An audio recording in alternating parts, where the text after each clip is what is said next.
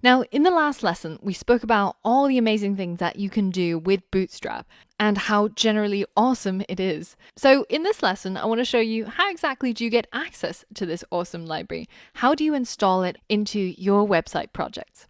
So to do that, let's head into Atom and let's add our web development project folder in here so that we can create a new folder called Bootstrap installation. And inside this folder, I'm going to create a new file called index.html. Now that we have this new website, we can go ahead and create the HTML boilerplate and give our website a title, Bootstrap installation. And under the title, which is usually where we put in our links that linked to our style sheets, for example, this is where we can add the Bootstrap framework. So if you head over to getbootstrap.com, you can see that they've got a whole page that's dedicated to how you can install Bootstrap. And it's super, super easy. So the simplest way is just to copy the Bootstrap CDN and paste it into here.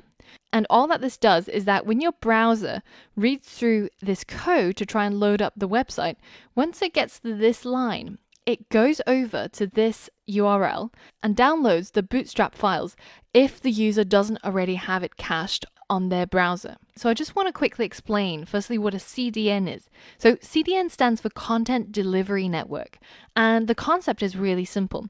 So do you remember how previously we looked at how the internet is delivered through all of these submarine cables, right? So for example, if the server for my website is in the US, say in the West Coast, and I try to access my website from the UK, then I would probably need to go through one of these transatlantic cables, and then there'll be some more wires that goes across the land, and that request reaches my server over here.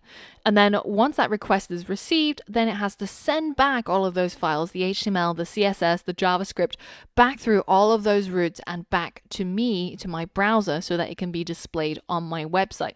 Now, as you can imagine, if that is the only location where your website exists, then that's quite a long route to travel. And even though these are pretty fast cables, still generates a delay of, maybe a few milliseconds, or if there's a lot of data that I need to fetch over, like images or videos, then it might be a delay of a few seconds. And I don't know about you, but I generally don't wait for a website to load beyond maybe like 2 seconds, at which point I presume, it's probably down or there's probably some problems. So this is where a content delivery network comes in. So instead of hosting your website just in a single location, say over here, you actually have a whole bunch of points where that website can be accessed. So that means that if my request starts off from the UK, then it will look for the location that is of the shortest distance to get that website delivered. And that dramatically cuts down on the latency or how long it takes for your website to load up. And in terms of Bootstrap, they've hosted their Bootstrap CSS files on Max CDN, which has a whole number of routing points across the world. So that means when your users are trying to load up your website that's using Bootstrap, then it can access it relatively quickly, no matter where in the world they are. So that's a quick lowdown on CDNs. And that means that when your browser reaches this link, it'll look for the shortest route to download this CSS file if the user doesn't already have it. Now, because Bootstrap is one of the most popular frameworks that a lot of modern websites will have, then it's very, very likely that your users will have already downloaded this CSS file because they've loaded up a website that uses the same file.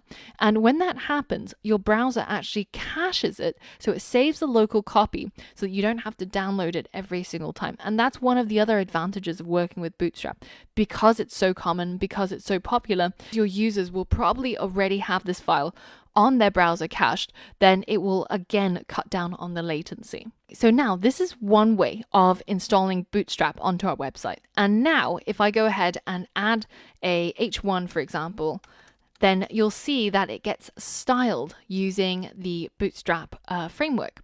So let's copy the full path, go to our browser and paste this in. You can see that this font is different. So say if I go ahead and comment this out, So I'm going to highlight this line and select Command / or Control / on Windows, hit save, and we go back over here and we refresh.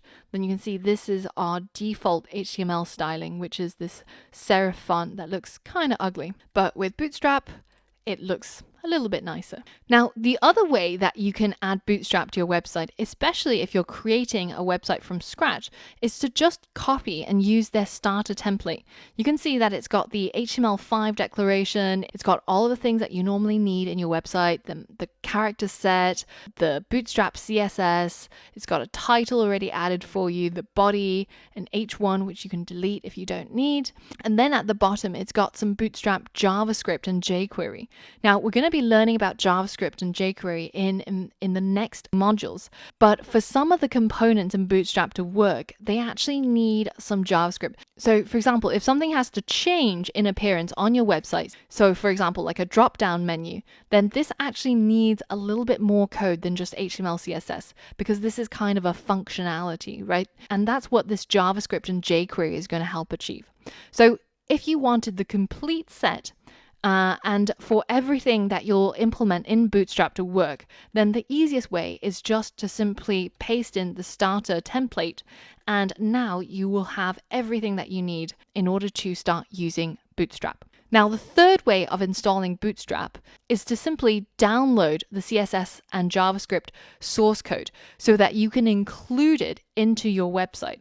So instead of pointing to a URL on the internet, you can point to a relative URL that will be included with your website. So for example, you might say, go into this CSS folder and find bootstrap.css. And this is what I want to use for my website instead. Now, the downside to this is that this negates any sort of caching that a user will have. Because this is a completely separate file, the browsers will not recognize this and will not know that it's already been downloaded and already been cached. So it will have to download all of these files when it tries to load up your website, which leads to possibly a little bit more latency. So throughout this course, we'll be working with the easiest way of using Bootstrap, which is simply to get it through the CDN. And usually I tend to advise, just when you're starting out creating the websites using Bootstrap, is just to load up the example code. And this means that you'll have everything in there ready to go, and it was only one copy and paste away. So that's my recommendation, but of course it's completely up to you how you decide to do it. In the next lesson, we're going to look closer at how we can design our website and start replicating the designs using Bootstrap. So I'll see you there.